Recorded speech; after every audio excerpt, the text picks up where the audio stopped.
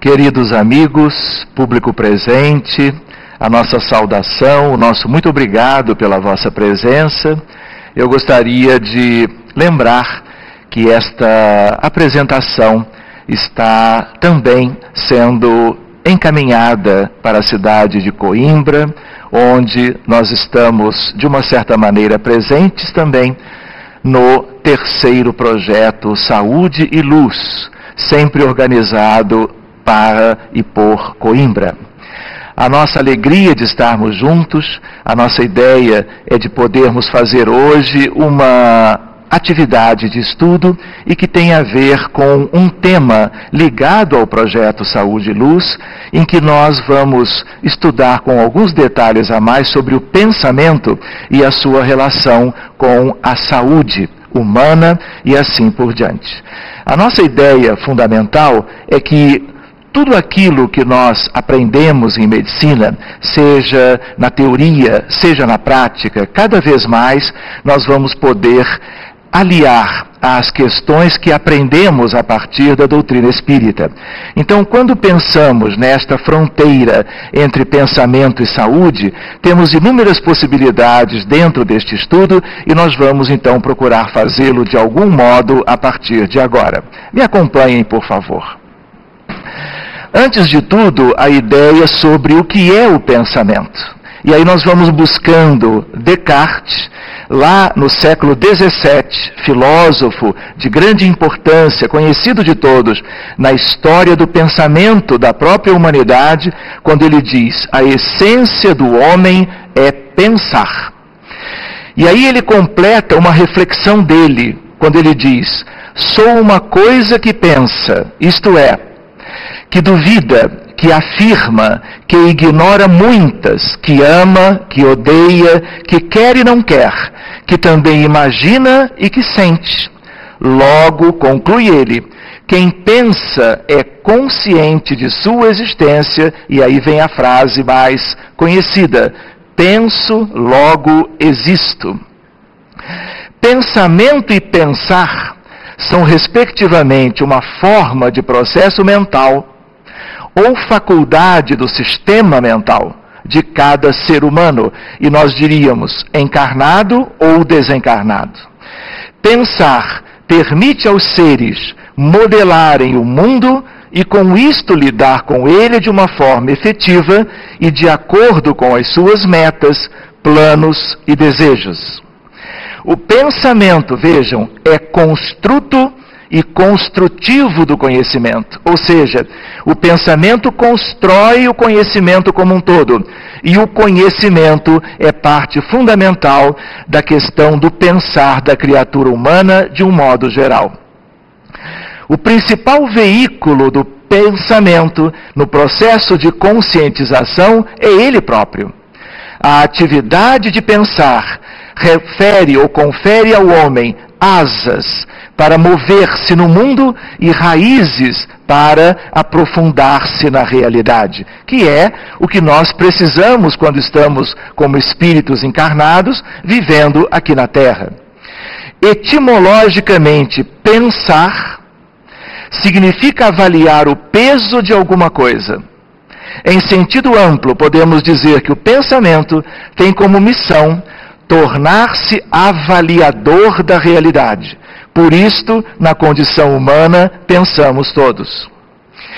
Se nós buscarmos algumas reflexões adentrando uma outra fronteira que tem a ver com o conhecimento da própria física, ainda física clássica, nós, buscando na literatura espírita, nas obras de André Luiz, encontramos: pensamento é uma radiação da mente espiritual e se origina do chamado corpo mental. É uma radiação eletromagnética e por isto mesmo, como todas as demais, o pensamento está associado a um campo, que é o campo mental, a uma força, que é a força mental, e a uma energia, que é a energia da mente. É ponderável, é como se pudesse ser pesada, constituída de partículas, chamados de fótons, Todas as radiações eletromagnéticas têm os seus fótons, e o pensamento também tem. De tal maneira que o pensamento tem um caráter dual, eu diria, uma dupla personalidade. Funciona como onda e se transmite, e também funciona como partícula, e por isto mesmo vai poder interagir com a matéria. De tal maneira que, na origem do centro coronário, lá no perispírito, para a córtex cerebral, para todo o sistema nervoso, para todas as células, e se irradia, claro, para o exterior, além da própria pessoa, além da sua vizinhança. De tal maneira que nós vamos encontrar a ideia de uma relação entre as ondas do pensamento como as ondas do rádio, do raio-x, de raios cósmicos, que são os que têm mais alta frequência e têm propriedades de onda e de partícula, como comentávamos antes. Este aspecto de ser onda e partícula ao mesmo tempo é muito importante para que nós entendamos certos fenômenos próprios e que vão ter a ver com as questões da relação entre o pensamento e a saúde. Irradia-se, portanto, a curtas e grandes distâncias e interage com a matéria, especialmente o corpo físico, e sua vizinhança também, e no mundo espiritual, onde a matéria é mais sutil. E, portanto, nós temos a nossa psicosfera, que vai ser uma psicosfera maior ou menor, e de uma determinada qualidade, de acordo, portanto, com a frequência vibratória daquilo que nós somos, que tem a ver com aquilo que nós pensamos. Poderíamos lembrar que o pensamento, meus amigos, é o atributo essencial do Espírito eterno. É o propulsor e construtor da vida, da evolução e do universo, seja na Terra, onde nós estamos e vivemos, seja em qualquer parte, buscando cada um deles, filhos de Deus, a sua felicidade. E tudo depende de alcançarmos esta felicidade quanto aos padrões da nossa condição de pensar e suas consequências, como, por exemplo, o nosso agir. Buscando Allan Kardec, nós vemos o mestre lyonês na Revista Espírita, lá de dezembro de 1868, dizendo: sem o pensamento, o espírito não seria espírito. Sigamos adiante. O pensamento não é a própria alma que se transporta? Allan Kardec pergunta para a espiritualidade. E aí os amigos espirituais dizem: quando o pensamento está em alguma parte, a alma também aí está, pois que é a alma quem pensa. O pensamento é um atributo. Voltando às nossas reflexões. Características do ser humano, nós não aprendemos assim que do princípio espiritual nós alcançamos a condição hominal. E a partir daí, algumas características vão fazer parte da nossa vida de um modo geral. Primeiro, a ideia de pensamento contínuo. Portanto, enquanto nos animais ele é fragmentado, na nossa condição nós pensamos continuamente. E isto tem a ver com os processos de saúde e de doença também, como vamos ver depois. Consciência de nós mesmos, que é outro atributo da condição humana. Sabemos quem somos e sabemos as nossas principais, como que características. E a outra questão, que é, vamos dizer, apanágio dessa nossa condição humana, é a questão do livre-arbítrio, que é algo que nós ganhamos e vamos tê-lo para o resto das nossas existências e, portanto, para a eternidade. Para que tenhamos uma ideia da importância do pensamento quando vamos estudá-lo mais detidamente, o pensamento estabelece relações com uma série de questões que são questões da vida humana. Sempre foram, sempre existiram e vão também nos acompanhar definitivamente. Como a ideia, o raciocínio e o conhecimento. Esta é uma noção. Pensamento tem a ver, claro que com tudo isto. Ações, atitudes, escolhas, decisões, a importância da relação com a vontade, a memória, a consciência, a intuição, a comunicação espiritual, o deslocamento dos espíritos, encarnados ou desencarnados, saúde e doença, que é o nosso tema, e a relação do pensamento com tanto a evolução material como a evolução espiritual, e também a relação do pensamento com as questões do sentimento. Seguindo adiante, nos domínios da mediunidade, André Luiz nos acena com a ideia, comparando o pensamento e a mente com a lâmpada. Enquanto a lâmpada, em cujo bojo se faz luz, arroja de si mesmo os fótons, que são elementos vivos da natureza, a vibrarem no espaço físico, nossa alma, em cuja intimidade se processa a ideia radiante, lança fora de si os princípios espirituais, condensados na força do pensamento com que influímos agora no espaço mental, que é um espaço próprio. Seguindo adiante, ele também nos traz no mesmo livro, o pensamento não escapa às realidades do mundo corpuscular. Emmanuel agora nos traz no livro Pensamento e Vida. Pensamento é o gerador dos infracorpúsculos, trazendo uma ideia fotônica, uma ideia já vinculando mais à questão da matéria, das linhas de força do mundo subatômico, e ele é criador de correntes de bem ou de mal, grandeza ou decadência, vida ou morte, saúde ou doença, segundo a vontade que o exterioriza e que ao mesmo tempo o dirige. Quando nós olhamos para cá, nós percebemos que, por exemplo, para entrarmos na nossa questão, quando trabalhamos a questão dos vícios morais, os vícios mentais, como orgulho, egoísmo, vaidade e outras questões, nós entendemos que estas vão gerar atitudes destrutivas, que vão, por sua vez, levar a aspectos que tenham a ver, por exemplo, com as lesões que vão ocasionar prejuízos que podem levar a doenças clínicas e mentais, relacionamentos difíceis, desajustes, de tal maneira que estas coisas todas têm origem na alma imortal, porque a partir da alma, a geratriz dos pensamentos, nós vamos encontrar os efeitos de todo porte.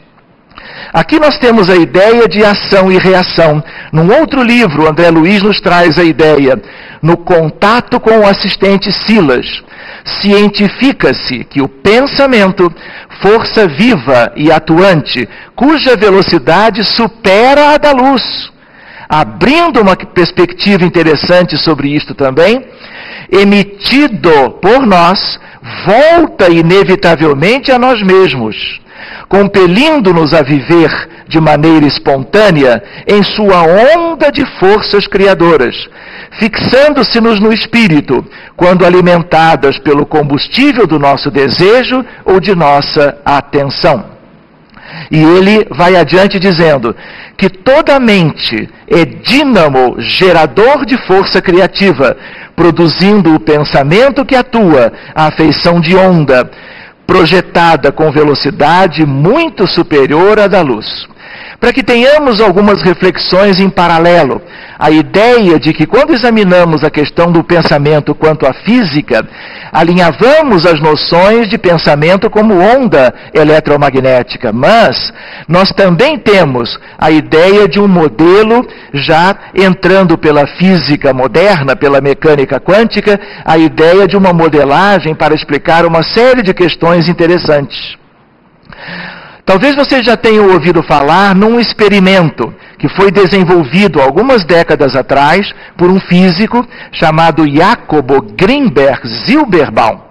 E este físico, ele faz o seguinte experimento. Ele coloca dois amigos de anos a pensarem um no outro durante mais ou menos meia hora. Coloca um num determinado prédio e outro no outro prédio, distante. E cada um deles como que com uma espécie de vestimenta em registros de eletroencefalograma.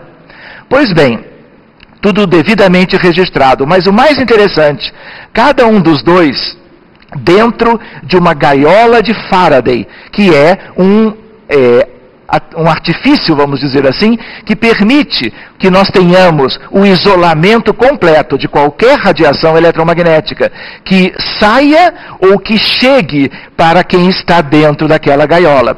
Portanto, na medida em que um deles era estimulado, nós percebíamos os registros, as alterações do eletroencefalograma e imediatamente, no outro caso, a outra pessoa, o eletroencefalograma dele mostrava exatamente o mesmo padrão de alterações que nós víamos no primeiro.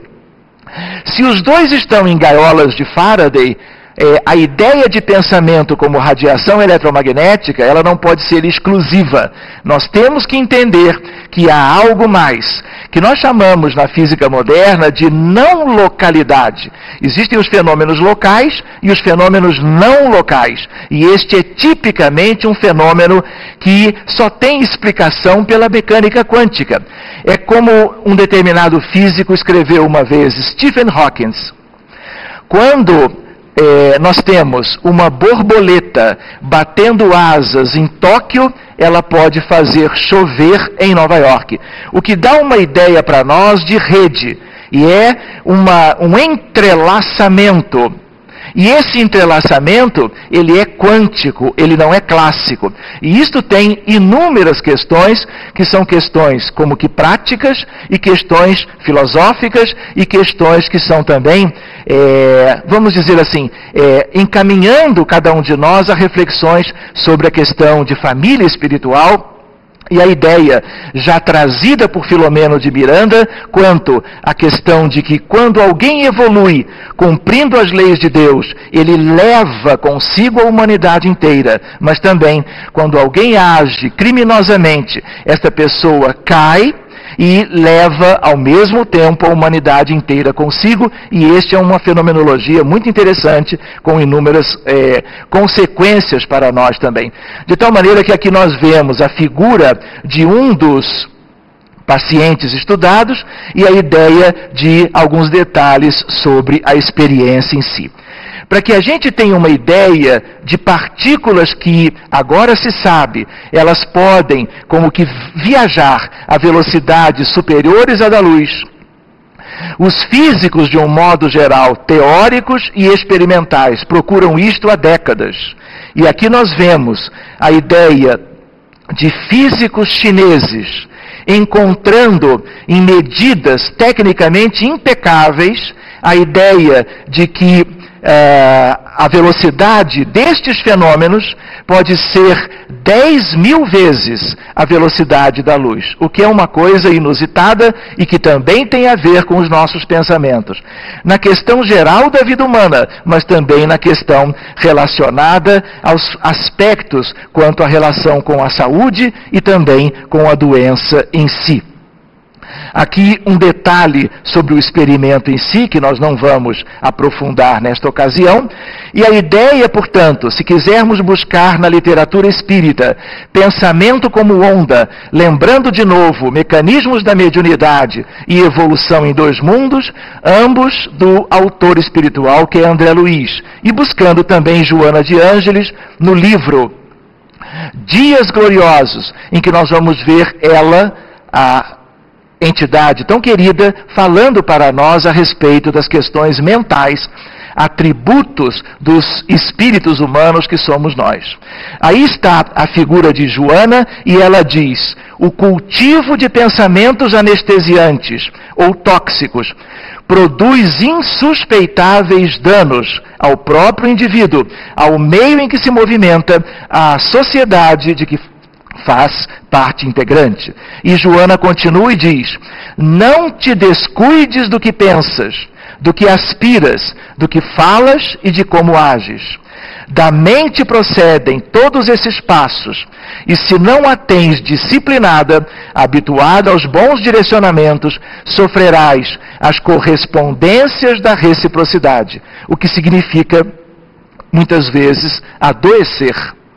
Seguindo adiante, buscando um outro autor que entrelaça estas questões, quando vemos ele dizendo, um mestre indiano já desencarnado, e ele diz, o homem semeia um pensamento. Vejam que as coisas começam na questão do pensamento, e colhe uma ação. Semeia um ato e colhe um hábito. Semeia um hábito e colhe um caráter. Semeia um caráter e colhe um destino, relacionando na origem o pensamento e do outro lado, na outra condição, no outro extremo, a questão do nosso destino relacionado a quem somos e, portanto, o que nós pensamos. E ele é Swami Saraswati, que é conhecido por um outro pseudônimo. Se buscamos agora uma outra vertente de ideias, nós vamos ver ali a questão do paradigma mente e corpo. Pensamento que tem a ver com a mente. Corpo, que muitas vezes é a sede que mais preocupa quando estamos encarnados, quanto às enfermidades que existem há milênios, como que visitando a criatura humana em qualquer parte do mundo.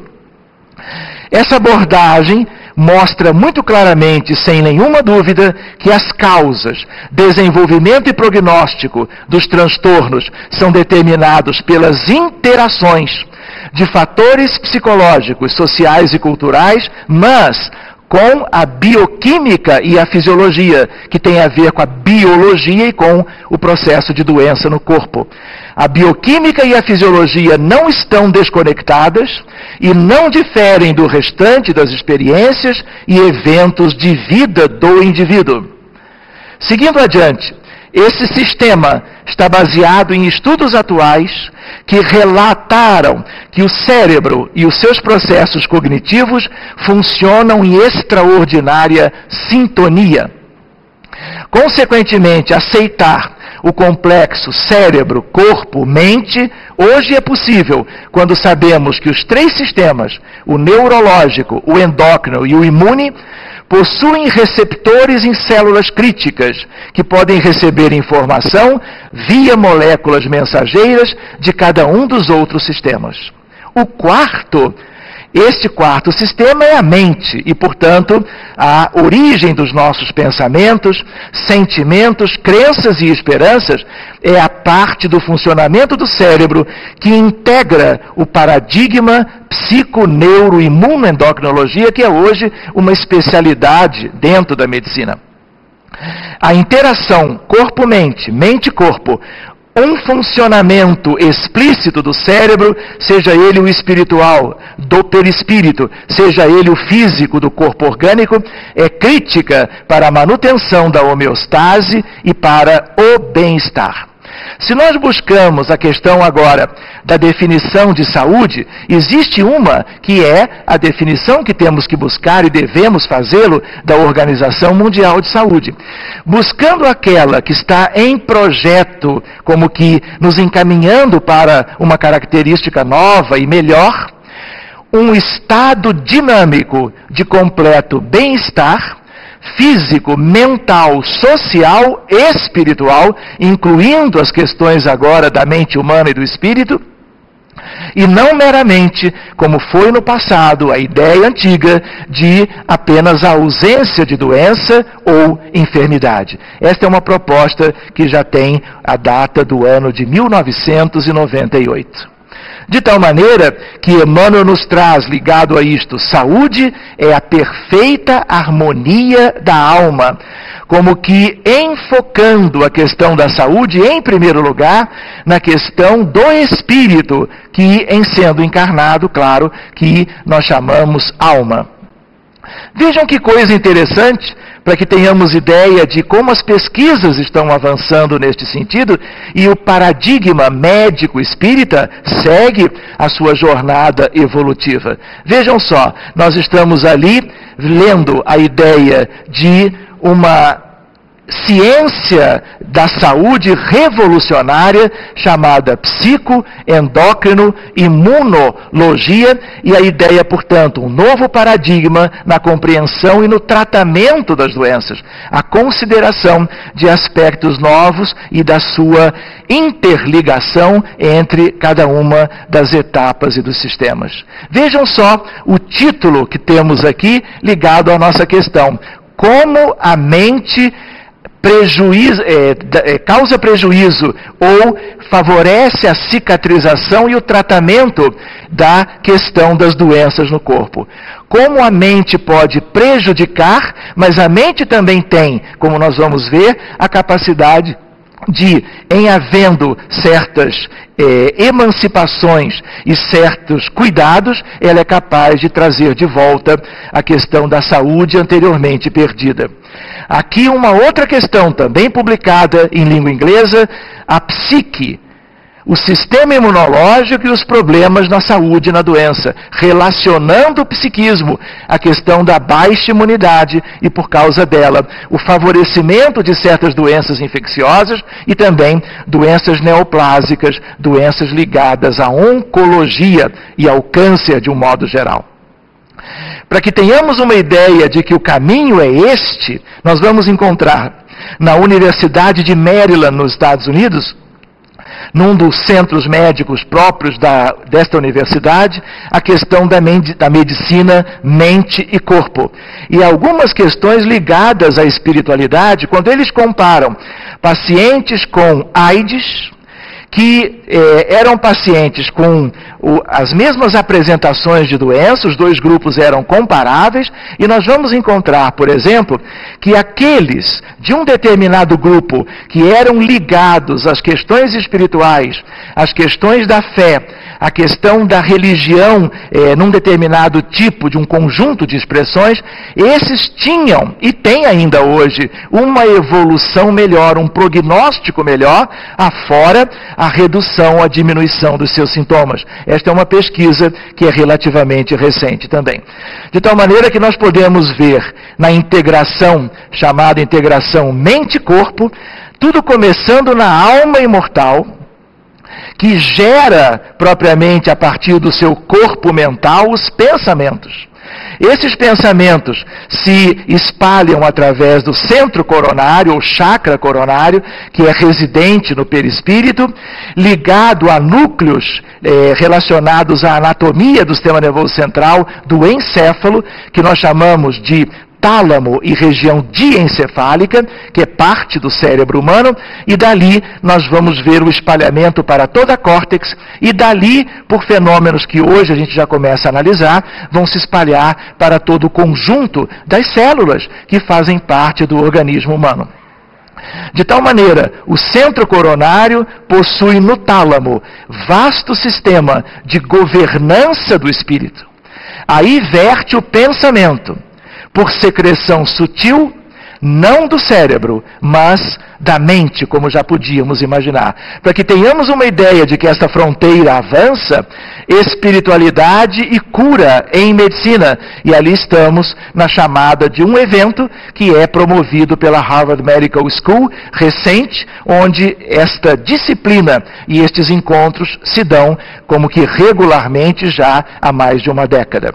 Se nós buscarmos questões ligadas ainda ao pensamento, poderíamos lembrar o que é o pensamento, lembramos a importância do sistema nervoso, da córtex cerebral, que por sua vez está importantemente vinculada ao perispírito e ao cérebro perispiritual e à alma imortal, que não tem propriamente a forma humana. Mas a ideia de que temos no corpo físico de um adulto 100 bilhões de neurônios.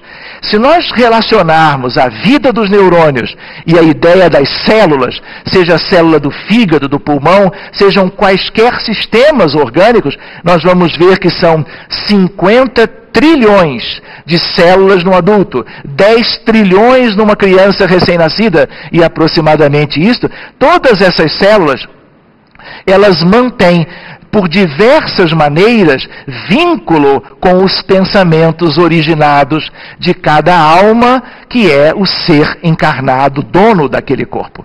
Seguindo adiante, nós olhamos ali antes a ideia da complexidade de uma única célula. E nós temos fatores que nós vamos examinar agora, que relacionam os pensamentos tanto com o DNA do núcleo das células, como algumas questões que estão propriamente no citoplasma, no citosol, que é a parte que envolve a condução de cada núcleo e que tem a ver com a estrutura celular e diversos mecanismos fisiológicos, metabólicos, bioquímicos próprios da nossa condição humana. Reparem uma coisa interessante, a ideia dos biofótons. O que são biofótons? Nós falamos de fótons quando nos lembramos de qualquer tipo de radiação eletromagnética. Lembramos, inclusive com o André Luiz, dos fótons dos pensamentos, entendendo o pensamento como radiação eletromagnética.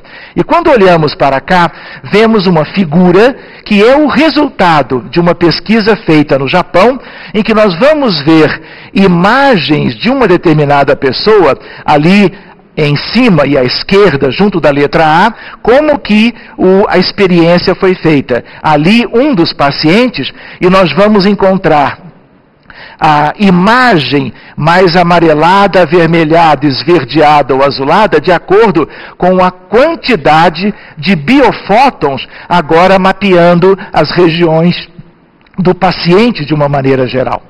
Quando olhamos para cá, nós percebemos que na cabeça da pessoa é onde nós temos uma quantidade como que maior destes elementos que nos acompanham a vida. Sempre foi assim, só que agora nós estamos conseguindo como que interrelacionar estas questões. Biofótons, na verdade, são fótons originados dentro do núcleo de cada célula e que tem a ver com o DNA. É um tipo de radiação laser, mas é um laser, portanto, um feixe de luz coerente, mas de muito baixa intensidade, mas que existe em todas as células vivas e especialmente nas células vivas dos mamíferos e também, claro, da nossa condição, que é a condição humana quando estamos encarnados. De tal maneira que todas as células vivas emitem uma radiação específica de intensidade muito fraca na faixa de frequência do micro-ondas e que possui natureza laser, como dizíamos. Essa irradiação é composta de biofótons, fótons por uma estrutura simples biológica, que é a estrutura celular. Eles parecem ter um impacto decisivo nos processos de comunicação e integração entre as células. Por isso nós podemos buscar a questão dos biofótons, que vem, vamos dizer assim, sendo alvo de pesquisas cada vez mais amplamente na própria questão da ciência, a relação entre consciência, espírito, pensamentos e o organismo físico. E tudo tem a ver com a estrutura nuclear daquilo que é onde estão os genes, onde está o código genético, que é o DNA. De tal maneira que há um autor chamado William Tyler, o modelo psicoenergético que ele desenvolve.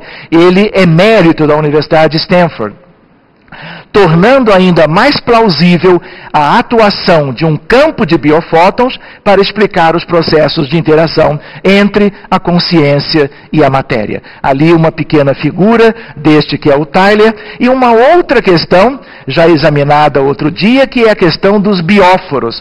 Só que quem introduz essa questão, e ela é um pouco diferente dos biofótons, é o próprio André Luiz. E aí nós vamos encontrar em Evolução em Dois Mundos, psicografia de Chico e de Valdo Vieira, nós vamos encontrar, através dos bióforos, ou unidades de força psicossomática que atuam no citoplasma, enquanto que o outro era no núcleo da célula, este é no citoplasma, projetando sobre as células e, consequentemente, sobre o corpo, os estados da mente que estará enobrecendo ou agravando a própria situação, de acordo com a sua escolha do bem ou do mal, está lá na obra citada.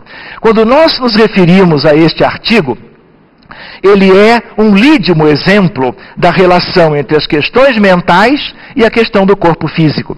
A nossa área de trabalho é a cardiologia, e quando trabalhamos em unidades de terapia intensiva, onde internam os doentes com infarto do miocárdio, nós podemos perceber, e vários autores fizeram esse estudo, que quando nós temos o grupo de doentes infartados e vemos os que têm depressão, e ao mesmo tempo infartam, comparando com os que têm um infarto, mas não são deprimidos, aqueles que têm depressão têm uma evolução clínica pior, em média, e morrem ou desencarnam em um número expressivamente maior. Outra questão que também é analisada neste artigo é que o número de pacientes, se eu pegar 100 pessoas que não são deprimidas e comparar com 100 pessoas com depressão diagnosticada pelos seus respectivos psiquiatras, nós vamos encontrar que os deprimidos infartam em maior quantidade se eu comparar com a população que não tem depressão, sugerindo para nós problemas do pensamento, problemas da mente humana se correlacionando com uma questão importante, que é a questão de uma das mais importantes doenças que estão em toda parte, que é a questão da doença arterial coronariana, das síndromes coronarianas agudas e do infarto agudo do miocárdio. Quando nós olhamos para esta é a figura de uma célula, onde nós encontramos, a partir do núcleo, uma irradiação mais importante. De tal maneira que quando olhamos para lá, nós vemos como que campos diferentes, pelas diversas tonalidades e cores. E aí nós vamos encontrar campo biofotônico, voltando para a questão do biofóton, seria o mediador entre corpo e alma, entre os pensamentos e as células. Esta é uma possibilidade real. Se nós examinamos numa literatura recente, esta é mais recente ainda, questões que vinculam os aspectos espirituais e a doença humana, religiosidade, espiritualidade e, de novo, doenças cardiovasculares. Poderíamos nos lembrar, quem é doente? É a alma ou o espírito encarnado. Na essência, nós podemos ter as mais variadas doenças, são milhares de doenças catalogadas propriamente pelos médicos ao longo da história e que são vigentes na atualidade, mas nós sabemos que tanto as doenças no campo clínico, somático, como nas questões da doença mental, nós encontramos a ideia de efeitos. Todas elas são efeitos de questões espirituais, porque toda vez que nós, compreendendo estes mecanismos, cuidamos do doente, além dos aspectos da medicina oficial ou acadêmica, utilizando os recursos da medicina espírita especialmente, nós vamos encontrar uma evolução clínica que é bem diferente daquela que nós encontramos nos doentes que não têm acesso a essas modalidades terapêuticas, tipicamente espíritas.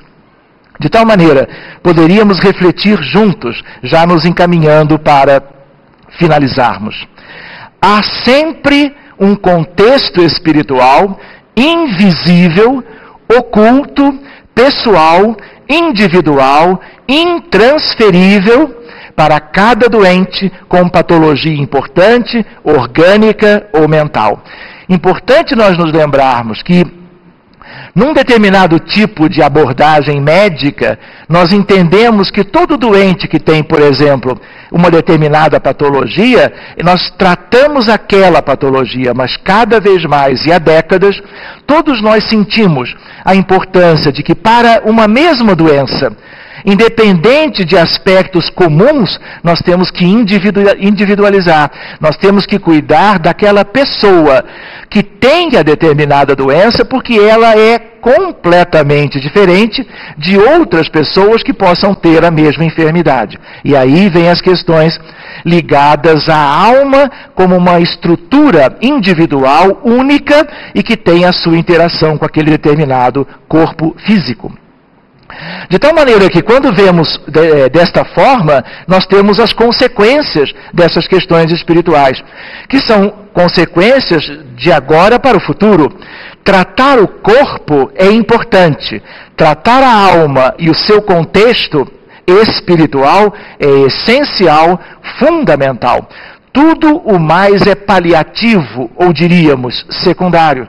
Porque se nós cuidarmos apenas do corpo com os medicamentos e as cirurgias, só para citarmos 2 exemplos, trabalhando especialmente a questão da medicina ocidental, nós vamos encontrar que muitas vezes, como não abordamos a questão do perispírito e as questões da alma imortal, que ali é como que a que está utilizando aquela vestimenta carnal doente agora para viver a sua vida, na verdade, logo a seguir, nós podemos ter consequências e o doente pode piorar de novo, e não havendo a abordagem quanto às questões fundamentais, se não agora, numa existência futura, a pessoa poderá adoecer como que novamente.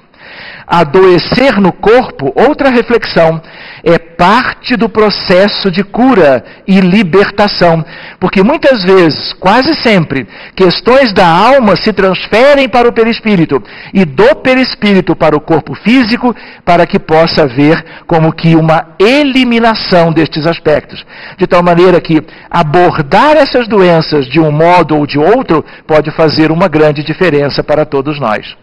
Vejam lá, enquanto a alma não expurgar, diríamos de uma determinada forma, face às muitas vidas que já vivemos, muitas vezes errando tantas ocasiões, expurgar o lixo kármico, a alma não se depura, e não se depurando, ela não encontra os mecanismos para se tornar cada vez mais livre e mais feliz com o passar do tempo e das suas próprias experiências, como que reencarnatórias. Tratar a alma, que é o que nos importa cada vez mais, educação moral, de novo, do pensar e do sentir. E reforma íntima a partir do autoconhecimento. A pessoa precisa entender, vamos dizer assim, que é preciso energia, vontade, decisão de buscar esta sua recuperação. A partir disto, ela vai se conhecer melhor, existem várias maneiras disso acontecer, e em percebendo as nossas deficiências, tratarmos de cuidar delas, buscando os parâmetros espirituais que nos remetem à eternidade, e que Jesus, o Divino Médico, nos veio trazer nitidamente a partir da sua presença entre nós. Libertar os espíritos vinculados a cada caso. Toda doença importante tem questões espirituais vinculando desencarnados conosco. De tal maneira que, pelos erros do pretérito, daí as vinculações, nas vidas anteriores e às vezes na vida atual também, encaminhá-los às esferas e planos de vida mais altos, mais felizes, naquilo que é o que nós chamamos de desobsessão.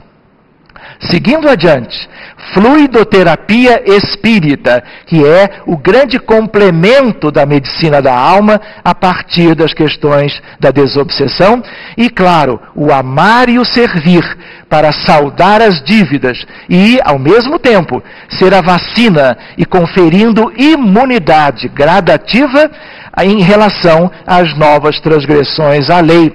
Para que não adoeçamos de futuro, temos que cuidar destes aspectos a partir de agora. De tal maneira, já buscando o encerramento, gostaríamos de lembrar, buscando ali André Luiz novamente, num outro livro, tem a ver com o instrutor Alexandre, Missionários da Luz, o médico do porvir, conhecerá semelhantes verdades, dirigindo-se muito mais nos trabalhos curativos às providências espirituais, o grifo é nosso, onde o amor cristão represente o maior papel.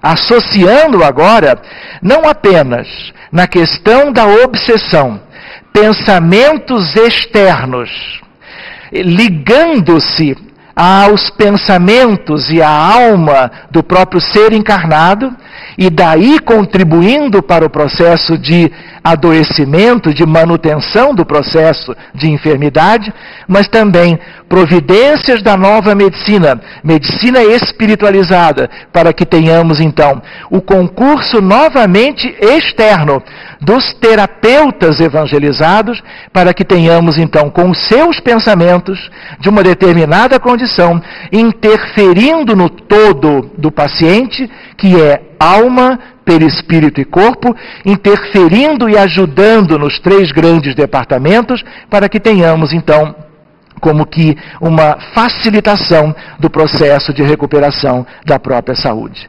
De tal maneira que, concluindo, gostaríamos de lembrar a ideia de que poderemos na atualidade da Terra fornecer o tratamento ao organismo de carne, mas nós não podemos descuidar. Semelhante tarefa dignifica a missão de consolo, da instrução e do alívio. Mas, no que concerne à cura real, somos forçados a reconhecer que esta pertence exclusivamente ao homem espírito. E está lá, novamente com André Luiz, publicado o livro Os Mensageiros, o 2º da série, em 1944. E aí nós vemos a ideia, que é a ideia de que a cura, os terapeutas de um modo geral, médicos ou não, eles podem como que auxiliar no processo. Muitas vezes eles são decisivos para que a pessoa continue a sua encarnação com mais saúde e com um bem-estar maior. Mas na essência, na medida que tudo começa no campo da alma imortal, tudo tem a ver com os pensamentos que ela gera, nós vamos entender que aquele que vai obter a verdadeira cura a nível mais profundo do que possa existir, é ele próprio, a alma ou o espírito do próprio paciente em questão, iniciando agora, mas é um processo, como nós imaginamos e sabemos, um processo duradouro que vai acompanhá-lo, possivelmente durante toda uma fase de mundo de regeneração, para que nós cumpramos isto que cabe a cada um de nós. Nós nos lembramos também que muitas vezes as pessoas têm como que uma aparente saúde física, ela não tem doença por décadas, mas isso não quer dizer que a sua alma esteja enferma, que o seu perispírito esteja como que muito atingido por suas questões morais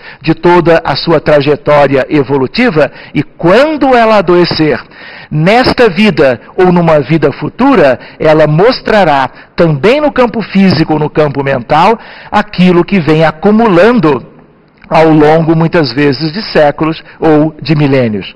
Por último, uma ideia que é do primeiro da série, o livro Nosso Lar, quando André Luiz lembra: o trabalho de cura é peculiar a cada espírito.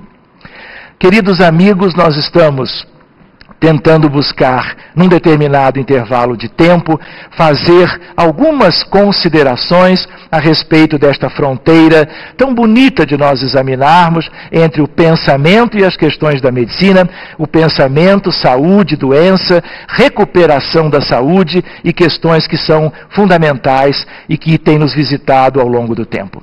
Que Jesus os abençoe, que nós possamos continuar trabalhando propriamente nesta área de atuação e estarmos buscando a inspiração quanto aos espíritos superiores, todos eles voltados para nos ajudar no nosso processo evolutivo e, por isto mesmo, nos acompanhando em questões muito relevantes relacionadas às doenças de um modo geral e às vidas que temos com este determinado perfil. Que nós possamos seguir adiante, que nós possamos trabalhar juntos cada vez mais e discutindo estas questões, porque delas, com certeza, todos teremos proveito e vamos seguir juntos trabalhando essas questões ao longo das próximas oportunidades. Seja aqui mesmo no Brasil, seja em Coimbra, em Portugal, em qualquer parte do mundo, porque essas questões, como vocês sabem, elas são universais. Muito obrigado, um grande abraço nosso e de toda a nossa equipe aqui presente. Até breve, meus irmãos.